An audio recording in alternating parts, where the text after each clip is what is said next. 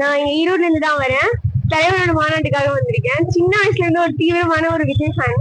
First time மாநாடு attend பண்றதுல ரொம்ப இதா இருக்கேன். ஆமா, முதல் மாநாடு. இல்ல, ஓட்டு போட்டது இல்ல, ஃபர்ஸ்ட் ஓட்டு. ஓகேமா, அந்த மாநாட்டுல என்ன மாதிரியான ஏற்பாடுகள் பண்ணிருக்காங்க? நீங்க இப்ப வந்திருக்கீங்க, எங்க பாக்குற காட்சியில் எந்த மாதிரி உங்களுக்கு உணர்ச்சி தோணும்? சார், ஆக்சுவலி முதல் விஷயம் என்னன்னா, நிறைய சேஃப்டி மெஷர்ஸ் பண்ணிருக்காங்க. எமர்ஜென்சிக்காக நிறைய ஆம்புலன்ஸ் எல்லாம் ரெடி பண்ணிருக்காங்க. அண்ட் அதுவும் இல்லாம லேடிஸ்க்காகவே தனியா ஒரு இடத்த ஒதுக்கி இருக்காங்க. அண்ட் நமக்கு எந்த விதமான பயமும் இல்லாம, அண்ட் கரூர் சம்பவத்துல நடந்த ஒரு விஷயத்துக்கு அப்புறம் நம்ம ஈரோடு அப்படி நடக்க கூடாதுங்கிறதுக்காக நிறைய விஷயம் பண்ணிருக்காங்க. சோ இந்த மாநாட்டுல எதுவும் அது மாதிரி நடக்காதுன்னு எல்லாரும் எதிர்பார்த்துட்டு இருக்கோம். ஓகே, அவர் என்ன பேசுவாருன்னு நினைக்கிறேன்? அது எல்லாருக்குமே ஒரு ஈகரா தான் சார் இருக்கு.